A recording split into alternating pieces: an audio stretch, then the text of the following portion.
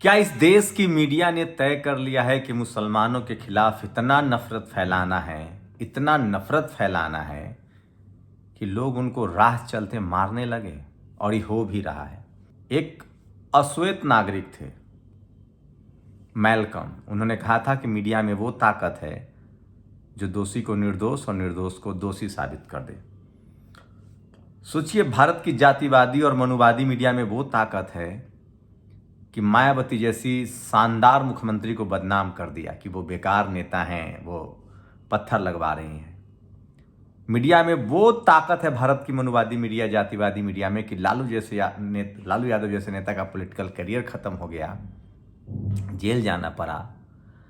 जातिवादी मनुवादी मीडिया में वो ताकत है जो जननायक कर्पूरी ठाकुर भारत रत्न, चौधरी चरण सिंह भारत रत्न, डॉक्टर बाबा साहेब अंबेडकर को नहीं दिखाता है, जो फुले पेरियार अंबेडकर को नहीं दिखाता है, जो कबीर रविदास महाराज को नहीं बताता है, जो तथागत बुद्ध के गौरवमय इतिहास को नहीं बताता है, वो भारत की मीडिया मुसलमानों से अब कितना नफरत कर रही है, सोचिए। तो इस देश की जातिवादी मनुवादी मीडिया पहले दलित पिछड़े से नफरत करती थी, रिजर्वेशन से नफरत करती थी, और अब वो मुसलमानों से इस कदर नफरत कर रही है या करवा रही है कि मुसलमानों को राह चलते हमले का शिकार होना पड़ रहा है। उनके न तो जान माल सुरक्षित हैं, न उनके घर सुरक्षित हैं, और न ही उनका चरित्र बचने दिया जा रहा है। मैं ये डरा नहीं रहा हूं, मैं कुछ फैक्ट रखूंगा और आपकी आंखें खुली की खुली रह जाएंगी। नमस्कार, मैं शंभू कुमार सिंह और आप देख रहे हैं नेशनल दस्तक। बहराइच की घटना सबको पता है। एक शख्स जो सरेआम मुस्लिम समाज के घर पर चढ़ जाता है, उसके धार्मिक झंडे को उतारता है, वहां भगवा लहराता है, फिर उसको गोली लगती है, वो मर जाता है। किसी ने भी न तो इस घटना को सही कहा जो उस शख्स ने किया कि जाके दूसरे के घर पे घुस जाना है, हरा झंडा उतार लेना है, भगवा लहरा देना है, न किसी ने इस बात को सही कहा कि उसको जो गोली मारी गई वो भी सही है। दोनों तरफ से गलती हुई। उस शख्स ने धार्मिक भावनाएं आहत की, दूसरे के घर में घुसा, उस पर एफआईआर होनी चाहिए थी, उसको कानून के हिसाब से सजा मिलती। अब तो कानून के आंख से पट्टी भी खुल गई है, उस पर ही बात करूंगा। और कायदे से उसको सजा होनी चाहिए थी, लेकिन जिसने उसकी हत्या की है उसको भी सजा मिलेगी कानून से, हत्या अपराध है। लेकिन बदनाम करने की कोशिश को समझिए। तमाम समाचार चैनल्स, ये अखबार देखिए, ये जागरण है, ये 5 जन हैं, और ये सुधीर चौधरी जैसे और ये अग्निहोत्री जैसे पत्रकार हैं।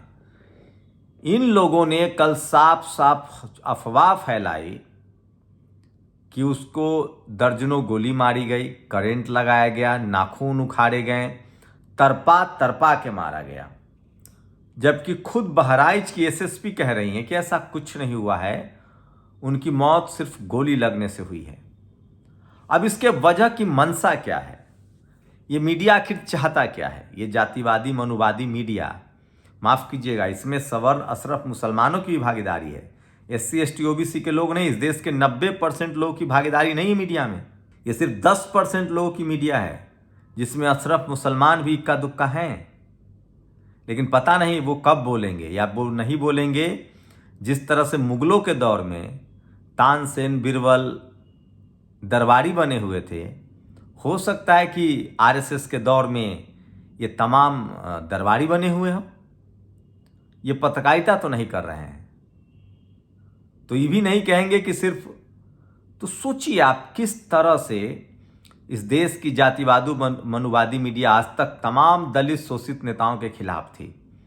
मायावती जी को बदनाम किया, लालू यादव को बदनाम किया, रामविलास जी को बदनाम किया, मान्यवर कांसीराम साहब को बदनाम किया, जननायक कर्पूरी ठाकुर को, चौधरी चरण सिंह को, लालू यादव, तमाम नेताओं को भ्रष्ट बेईमान घोषित किया, और हम लोगों ने मान भी लिया। अब यही मीडिया मुसलमानों के पीछे पड़ी है।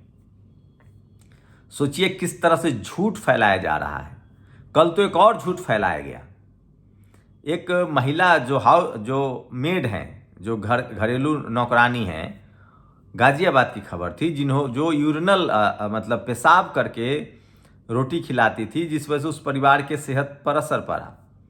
उसका दूसरा पक्ष भी हो सकता है, वो महिला क्यों प्रताड़ित थी सब जानना चाहिए, लेकिन वो गलत कर रही थी। अगर उनका काम नहीं चल रहा था तो बात कर, लेकिन सोचिए उसमें भी क्या हुआ। तमाम जातिवादी मनुवादी मीडिया ने, हिंदुस्तान ने उसमें ऐसी महिला की तस्वीर लगाई जिससे ये प्रतीत हो रहा था कि वो मुस्लिम समाज की महिला है। इस कदर मुसलमानों से नफरत फैलाई जा रही है। मैं फिर कह रहा हूं, जो इस देश में कभी सिखों के साथ हुआ, मैं आज़ादी के बाद की बता रहा हूं, इस देश में जिस तरह से सिखों के खिलाफ नफरत फैलाया गया, उनका नरसंहार हुआ, ये जातिवादी मनुवादी मीडिया ही थी। इस देश में दलित, पिछड़े, आदिवासी, किसान, अल्पसंख्यकों के खिलाफ आज भी ये जातिवादी मनुवादी मीडिया है। उनके नेताओं को बदनाम करता है, उस समाज को बदनाम करता है और उनके अचीवमेंट को नहीं दिखाता है, और न उनको नौकरी देता है, न उनके लिए जगह है। मुस्लिम समाज इससे बचा हुआ था, लेकिन पिछले 10-12 सालों में मुस्लिम समाज भी अब इसके चपेट में है। अब सोचिए, आप कल्पना कीजिए, आज मुस्लिम समाज मीडिया की चपेट में है, मीडिया उनको बदनाम कर रहा है, उनका कैरेक्टर असैसिनेशन कर रहा है। तब आप लोग सोचिए, इस देश के दलित, पिछड़े, आदिवासी नेताओं को मीडिया ने कितना बदनाम किया और हम सब ने मान लिया। उनका कैरेक्टर असैसिनेशन होना है। बाबू जगजीवन राम प्रधानमंत्री बनने वाले थे, उनके बेटे की तस्वीरें जारी कर दी गई। क्या हुआ वरुण गांधी की तस्वीर की? क्या हुआ मनोज सिंघवी के वीडियो का? इस देश में संदीप वाल्मीकि को कैरेक्टर असैसिनेशन किया गया, कोर्ट से बरी हो गए, उनका पद चला गया। राजेंद्र पाल गौतम के साथ क्या हुआ? लालू यादव को और तमाम दलित, आज भी तमाम दलित पिछड़े नेताओं को ये लोग, किसी को दलित नेता, किसी को पिछड़े नेता, दलित पिछड़े आदिवासी लीडरशिप वाली पार्टियों को वो भी पिछड़ों का दल, दलितों की पार्टी, मायावती जी की पार्टी दलितों की पार्टी है, लालू यादव, अखिलेश यादव की पार्टी पिछड़ों की पार्टी है। और सवर्ण समाज के जो लोग हैं, वाजपेयी, आडवाणी, जोशी, ये सब राष्ट्रीय नेता। तो ये मीडिया की बेईमानी है, मीडिया की करतूत है। और इस देश की मनुवादी जातिवादी मीडिया को जब तक आप लोग छोड़ेंगे नहीं, और मैं एक बार और आगाह कर रहा हूं, उन सो कॉल्ड सेकुलर सवर्ण पत्रकारों से भी सावधान रहिए। वो हो सकता है प्रो मुस्लिम खबर दिखाएं दर्शकों के लिए, लेकिन वो मजा लेते हैं। एक भाई मारता है, दूसरा भाई बचाने का ड्रामा करता है। एक भाई गुटखा बेचेगा, एक भाई कैंसर का इलाज करेगा। आपको बस कहीं गुटखा खरीदना है, कहीं इलाज करवाना है। इसलिए मैं इस देश के दलित, पिछड़े, आदिवासी, किसान, अल्पसंख्यकों से अपील कर रहा हूं कि अब भी समय है। भारत के संविधान को हाथ में लीजिए, संवैधानिक दायरे में रहकर अपनी बात को कहिए, और सबसे पहले इन जातिवादी मनुवादी मीडिया का बहिष्कार कीजिए, इनको देखना बंद कीजिए। अब सोचिए, आज लोग तंज कर रहे हैं। सुप्रीम कोर्ट में अब जो काली पट्टी बंधी रहती थी स्टैचू पर, उसकी काली पट्टी हटा दी गई। लोग पूछ रहे हैं कि क्या इससे सारे पेंडिंग केस फैसले हो जाएंगे? महामहिम राष्ट्रपति ने कहा है कि इस देश के जेलों में दलित, पिछड़े, किसान, आदिवासी, अल्पसंख्यक हीरा चोरी नहीं, खीरा चोरी के झूठे आरोप में जेल में बंद है। कुछ लोग तो ये भी कह रहे हैं कि कहीं ऐसा तो नहीं है कि अब जाति और धर्म देखकर और तेज फैसले होंगे, इसलिए पट्टी, पहले तो आंख पर पट्टी बंधी थी, तो हो सकता है कि जाति और धर्म नहीं देखते होंगे। जब पट्टी खुल गई तो जाति और धर्म भी देख सकते हैं।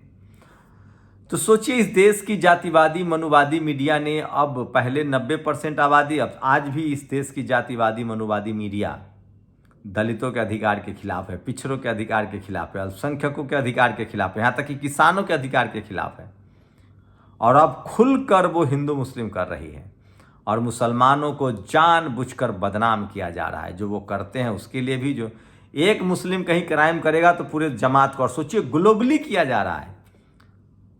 अफगानिस्तान के मुसलमान से भारत के मुसलमान का क्या लेना देना है? ईरान के मुसलमान से या फिलिस्तीन के मुसलमान से? तो दुनिया भर में कुछ अच्छा होता है तो क्रेडिट नहीं देते हैं, लेकिन दुनिया भर में बांग्लादेश के मुसलमान हिंसा करे, उसमें भारत के मुसलमान का क्या? मैंने तो कहीं नहीं देखा बांग्लादेश के पक्ष में समर्थन, जुलूस। मुझे लगता है भारत के मुसलमान संविधान को मानने वाले लोग हैं। और मैं फिर कह रहा हूं, कांग्रेस के पाप के लिए भारत के मुसलमानों को जिम्मेदार मत ठहराइए। कांग्रेस कौन चला रहा था? कौन सा कांग्रेस में मुसलमान प्रधानमंत्री बन गया? हाँ, ये बात है कि कांग्रेस के साथ जो मुसलमान रहे हैं अब तक, कांग्रेस के जो पाप हैं उसको भी उनको भुगतना पड़ रहा है।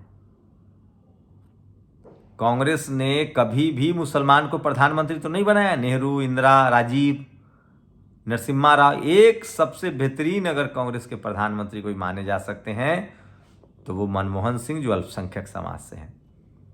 तो मैं फिर कह रहा हूँ, इस देश की मैं खासकर दलित समाज से, पिछड़े समाज से, आदिवासी समाज से, किसान समाज से अपील कर रहा हूँ कि आज मीडिया के बहकावे में आकर आप मुसलमानों से नफरत करना न शुरू करें। ये मीडिया कल तक आपके भी खिलाफ थी और आज भी आपके अधिकार के खिलाफ है। वो सिर्फ आपके अंदर धार्मिक उन्माद भर रहा है, झूठ फैला रहा है। आप लोग अपनी राय जरूर दीजिए। शुक्रिया। नेशनल दस्तक की आपसे गुजारिश है कि अगर इसको बचाना चाहते हैं तो नेशनल दस्तक को सब्सक्राइब करने के लिए रेड कलर के सब्सक्राइब बटन को दबाएं, फिर बेल आइकन की घंटी दबाएं। नेशनल दस्तक को बचाने के लिए बहुत जरूरी है कि हर खबर को शेयर करें, लाइक करें, कमेंट जरूर करें।